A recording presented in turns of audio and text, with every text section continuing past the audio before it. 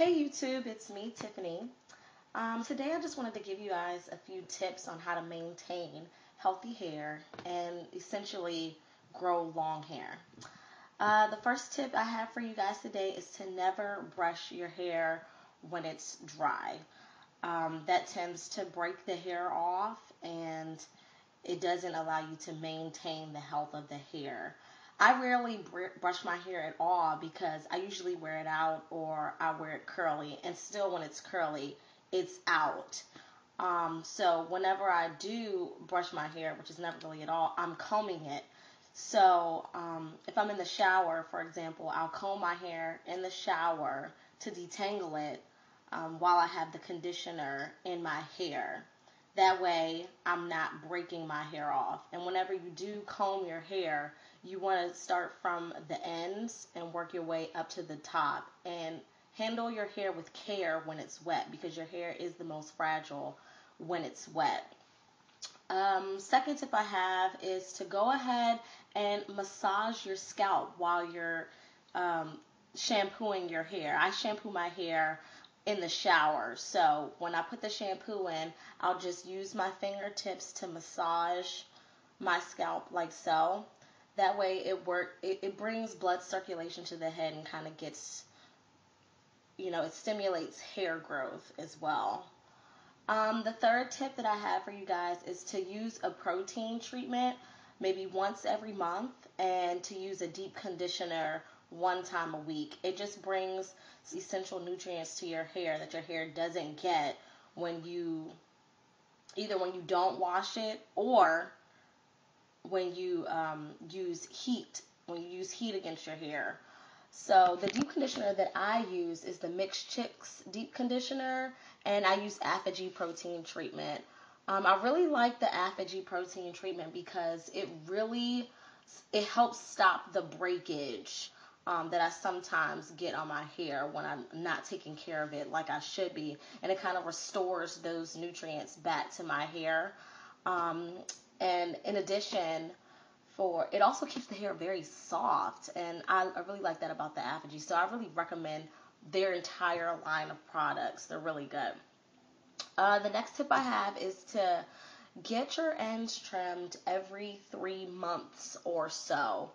And when I say get a trim, I don't mean chop off all your hair so that you're not maintaining the length of your hair, but you want to get rid of those split ends on your hair because it's not cute to have raggedy ends. Your hair's not gonna look healthy. And the longer you wait to get your ends trimmed, the more split your ends become. So when you go get them trimmed, just get a little bit off just so you can maintain the health of the hair. The next tip is to avoid putting too many chemicals in your hair. So if you can stay away from perms, relaxers, dyes, anything of the sort, you want to do that. I get my hair dyed a lot, but when I do, I tend to stick more towards the darker colors because darker colors just naturally have a healthy look to them as opposed to lighter colors. Like I used to bleach my hair a while ago, so it was blonde. It was really nice looking, but it looked dry a lot, and because bleaches do a lot more damage to your hair, I had to moisturize it more often. And if I ever forgot to, you would really see the damage in my hair. So what I have in my hair right now is a PM Shine from Paul Mitchell. And it just makes the hair look a lot more healthy. I like black colors a lot. So I'm not saying don't put a perm in your hair, don't put a relaxer in your hair, or don't dye your hair. You just don't want to do it too much. And if you can stay away from it, do it. The next tip is to eat right and get as much sleep as you possibly can. Eating right, that means to, drink a lot of water. Water is really good for healthy hair, also for stimulating hair growth. Some good foods to eat are foods that contain vitamin A and protein. Vitamin A, that's like your carrots, and protein, chicken, eggs, etc. The next tip is to avoid heat as much as possible, putting heat on your hair. And that's referring to blow drying, flat ironing, curling, whatever. If you need to use a blow dryer on your hair to get it dry, then you want to make sure that you keep the blow dryer on a cool setting.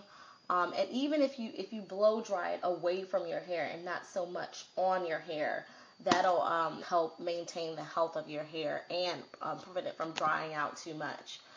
And then for flat irons, if you must flat iron your hair, you want to use a heat protectant on your hair before you do it. And it's always good to condition your hair before before you're putting heat on it as well.